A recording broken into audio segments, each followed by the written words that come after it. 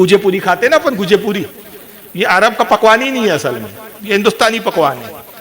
مقصد اصل میں صرف یہ ہے کہ فاتحہ میں کوئی اچھی چیز رکھنا۔ اس زمانے میں یہ، اب آج کل اچھی اچھی مٹھائیاں آ گئی ہے، اس زمانے میں مٹھائیاں نہیں تھی، تو اب گھر میں جو سب سے بہترین میٹھی چیز بن سکتی تھی وہ گوجے پوری تھی، کیونکہ اس کے پیچھے محنت بھی رہتی ہے اور کھانے میں بھی لذیذ ہوتی ہے، اس میں میوے وغیرہ رہتے ہیں، سب رہتے ہیں۔ تو اچھی چیز پکائی جائے اس انٹینشن سے، اس خیال سے اس فاتحہ میں رکھا جاتا تھا۔ ورنہ پوری تاریخ اٹھا لو، میں ذمہ داری سے کہتا ہوں کہ کوئی مائی کا لال دکھا نہیں سکتا کہ امام جعفر نے کبھی گوجے پوری بھی کھائے ہو۔ وہ عرب تھے، گوشت کھاتے تھے وہ لوگ، اونٹ کا گوشت، بھیڑ کا گوشت، دمبے کا گوشت، بکرے کا گوشت، انہی کے گوشت کھاتے تھے۔ عرب جتنا عرب کے لوگ گوشت کھاتے دنیا کی کوئی قوم نہیں کھاتی، تو انہوں نے تو دیکھا بھی نہیں۔ تو یہ جہالت کی بات ہے۔ تو دو جہالتیں، خیر اللہ کے کرم سے بہت ساری جہالتیں ختم ہوئی ہے، 4 جہالتیں کنڈے کو لے کر بہت زیادہ تھی۔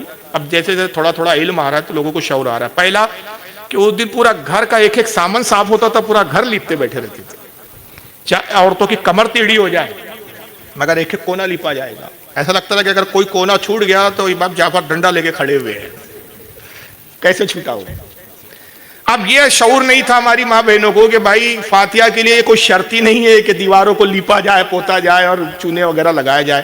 امام جعفر سے بھی بڑے، امام جعفر تو بہت بات کے، امام جعفر کے والد ہے امام باقر، وہ ان سے بڑے ہیں، پھر امام باقر سے بڑے امام زین العابدین، وہ ان سے بڑے ہیں، امام زین العابدین کے والد حضرت امام حسین، وہ ان سے بڑے ہیں، امام حسین سے بڑے مولا علی ہے، مولا علی سے رسول اللہ۔ ان سب کی فاتحہ میں تو آپ نے کونے ہونے صاف نہیں کیے۔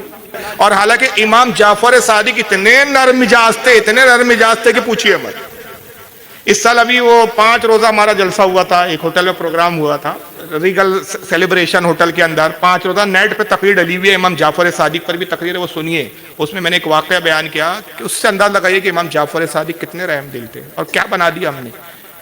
ان کے گھر کی چھت تھی، آپ نے اپنی کنیزوں کو منع کیا ہوا تھا عورتوں کو کہ چھت پہ نہ جاؤ، کہ اس سے بے پردگی ہوتی ہے، اڑوس پڑوس کے لوگ دیکھیں گے، بے پردہ مناسب نہیں ہے۔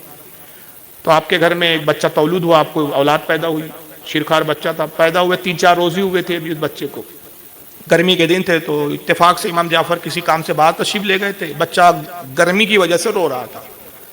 تو بچے کی والدہ نے یعنی امام جعفر کی اہلیہ نے کنیز سے کہا کہ بچہ رو رہا ہے، گرمی سے پریشان ہے، اس کو اٹھا تھوڑا سا لے کے ٹہل، دل بہلا اس کا۔ کنیز نے گود میں لیا، لے کے ٹہلنے لگی، تب بھی بچہ خاموش نہیں ہو رہا، گرمی سے پریشان۔ تو اس کے دل میں خیال آیا کہ چھت پر لے کے جاتی ہوں، چھت پر ہوا آ رہی ہے اچھی، تو بچے کو سکون ملے گا، اور ابھی امام تو ہے ہی نہیں۔ چھت پر پہنچی تو واقعی تھوڑی دیر بعد بچہ خاموش ہو گیا اور سونے لگا۔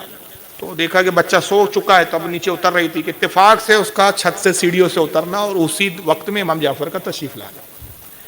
بس جیسی اس کی نظر امام جعفر پہ پڑی، گھبرا گئی کہ امام جعفر دیکھیں گے تو انہوں نے تو منع کیا تھا کہ چھت پہ نہ جانا، اور مجھے چھت سے اترتا ہوا دیکھیں گے تو ناراض ہوں گے، سزا دیں گے۔ اسی گھبراہٹ کے ہاتھ سے پیر سلپ ہوا، لڑکھڑائی، بچہ ہاتھ سے گرا اور سیڑھیوں سے لڑنے لگا اور لڑکتے ہوئے آیا اور بچے کا انتقال ہو گیا۔ اب ظاہر ہے شیرخوار دودھ پیتا بچہ جب سیڑھیوں سے گرے گا تو زندہ رہے گا وہ۔ بعد وہ گھبرا گئی اور تھر تھر کانپنے لگی کہ پہلا تو جرم یہ تھا کہ میں چھت پر گئی، دوسرا جرم یہ کہ بچہ میری وجہ سے انتقال کر گیا۔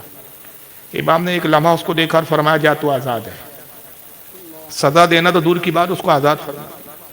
کنیز قدموں میں گر گئی، کہتی آقا مجھے معاف کر دیجئے، مجھے آزاد کیوں فرما رہے ہیں آپ، مجھے سزا دیجئے۔ فرماتے کہ تو سزا کی مستحق نہیں ہے، بلکہ جا میں تجھے آزاد کرتا ہوں۔ پوچھا گیا کہ آپ نے آزاد کیوں کہا کہ اس بنیاد پر کہ میں نے اس انداز میں دیکھا کہ اس پہ خوف جو طاری ہوا، اس خوف سے بچہ گرا۔ قیامت میں اللہ تعالیٰ نے اس بارے میں مجھ سے پوچھ لیا کہ تو نے ایسا گھور کے کیوں دیکھا کہ اس کو اتنا خوف طاری ہوا، تو میں اللہ کو اس کا کیا جواب دوں گا۔ یہ امام جعفر صادق تھے کہ میں نے دیکھا کیوں ایسا کہ اس کی وجہ سے اس کو خوف محسوس ہوا اور وہ ڈر گئی، تو اس کے بارے میں اللہ نے پوچھ لیا تو میں کیا جواب دوں گا۔ تو اس کا کفارہ یہی ہے کہ میں نے اس کو آزاد کر دیا۔ لیکن امام جعفر کو ہم نے بڑا ہارڈ بنا دیا، بڑا سخت بنا دیا، سخت گیر بنا دیا۔ تو پہلا ہے کہ وہ جہالت تھی کہ کمرے صاف ہوتے تھے۔ دوسری جہالت کیا ہوتی تھی کہ صاحب معاذ اللہ گھر میں کوئی ناپاک عورت ہو تو وہ ہاتھ بھی نہیں لگا سکتی، یہ بھی جہالت ہے۔ اعلیٰ حضرت سے لے کر جتنے ہمارے علماء فرماتے ہیں کہ فاتحہ کا کھانا ناپاک عورت، ناپاک سمجھ رہے نا کہ کھول کے بولنا پڑے گا، آپ کو سب کو پتہ، شادی شدہ حضرات سب جانتے کیا بولنا چاہ رہا ہوں میں۔ تو ناپاکی کی حالت میں فاتحہ کا کھانا بھی جائز ہے، پکانا بھی جائز ہے، چھونا بھی جائز ہے۔ امام جعفر کی اہلیہ کیا ناپاک نہیں ہوتی تھی؟ تو امام جعفر پہ کس کے ہاتھ کا کھانا کھاتے تھے؟ یار کامن سینس بھی تو کوئی چیز ہوتی ہے۔ آپ کہیے نہیں نوکرانی بناتی، تو کیا نوکرانی کو لوازمات نہیں تھے؟ ارے اللہ کے نبی صلی اللہ علیہ وسلم نے تو یہاں تک فرمایا، حدیث صحیح بخاری کے اندر سرکار ہمارے لیے آئیڈیل ہے بھائی. حضرت عائشہ ام المومنین عائشہ صدیقہ فرماتی ہے کہ رسول اللہ صلی اللہ علیہ وسلم مسجد میں اعتکاف فرما رہے ہوتے رمضان میں، اور میرا حجرہ اور مسجد نبوی کی دیوار لگی ہوئی تھی. مسجد نبوی میں کھڑکی تھی، آپ اس کھڑکی سے اپنے سر اقدس کو باہر نکالتے اور کہتے عائشہ میرے سر کو دھلا دو.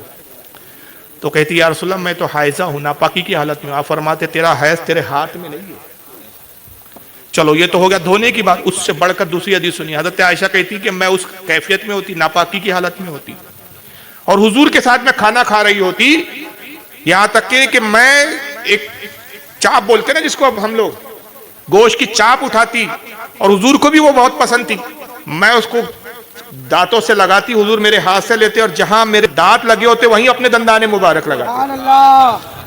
جس پیالے سے میں پانی پیتی حضور اسی پیالے کو اٹھاتے اور وہیں اپنے لب لگاتے. حضرت عائشہ فرماتی جہاں میرے لب لگے ہوتے. تو میں کہتی یا رسول اللہ میں حائضہ ہوں، ناپاک ہوں. آقا مسکراتے کہتے عائشہ تیرا حیض تیرے منہ میں نہیں ہے.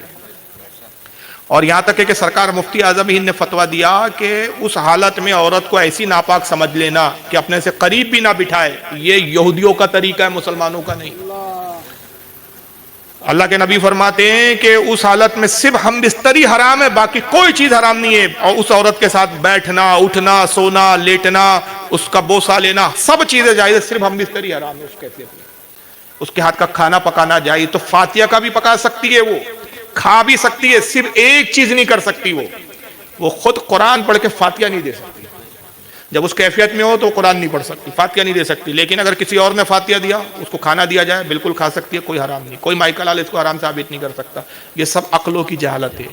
تو دوسری جہالت یہ ہمارے ہاں تھی کہ بھائی گھر میں کوئی ناپاک عورت ہو تو سب ہاتھ بھی نہیں لگائیں گی، صاحب اس کمرے میں بھی نہیں آ سکتی. یہ سب غیروں کا کام ہے، ہمارا نہیں ہے. تیسرا یہ تھا کہ صاحب مغرب سے پہلے ختم کرو. دفنانا پڑتا ہے. مغرب ہو گئی تو بھیا وہ تو ایسا ہو گیا رزق کے بعد امام جعفر ڈنڈا لے کے آ رہے، ایک گوجا بچا ہے تیرے یہاں، پورا حساب لے کے جائیں گے وہ کتنے بچے. گاڑو گڈھا کھولو دفن کرو. اور ایک گھر سے دوسرے گھر نہیں جا سکتا ہو، یہ بھی جہالت تھی. لیکن بہرحال اب لوگوں کے سمجھ میں آ رہا ہے تو اب یہ جہالت، دفن والی بھی جہالت ختم ہو گئی. چوتھی کیا تھی کہ گھر کے باہر کسی کو دے نہیں سکتے صاحب. آپ گھر کے باہر بھی لے جا سکتے، یہاں سے بمبئی کسی کو بھیجنا تو بھیج سکتے. جیسے دوسرے فاتحہ کے کھانے کے احکام ہے ویسی ہے. اور یہ پانچویں آپ بڑھا لو کہ گوشت نہیں بنے گا اس دن. گوشت کیا سب کچھ بن سکتا ہے. فاتحہ کے بارے میں تو حکم یہ ہے کہ جتنی استطاعت سے اچھی چیز فاتحہ میں رکھ سکتا ہے وہ رکھو. اعلیٰ حضرت نے اپنی وصیت میں کیا لکھوایا تھا پتہ ہے آپ کو؟ اعلیٰ حضرت سے بڑھ کر عالم ہے کہ کوئی آج؟ وہ تو مجھے لاؤ، میں دیکھنا چاہتا ہوں بھائی کون آج کا اعلیٰ حضرت. اعلیٰ حضرت نے 1 گھنٹہ 45 منٹ پہلے انتقال سے پہلے وصیت لکھائی، میری جو ہے فاتحہ میں پلاؤ، قورمہ، کیا کہتے شامی کباب، سیخ کباب، سارے آئٹم یہی ہے، قیمے کی پوری، سوڈے کی بوتل، یہ میری فاتحہ میں رکھی جائے. کیا مقصد تھا اعلیٰ حضرت کا؟ رکھی جائے تو کہ اعلیٰ حضرت کھا رہے تھے کیا؟ نہیں، وہ تو بھائی جنت کی نعمتوں سے کہ میری فاتحہ کے بہانے وہ غریب جن کو یہ نعمتیں نہیں ملتی ان کو مل جائیں گی. سبحان اللہ.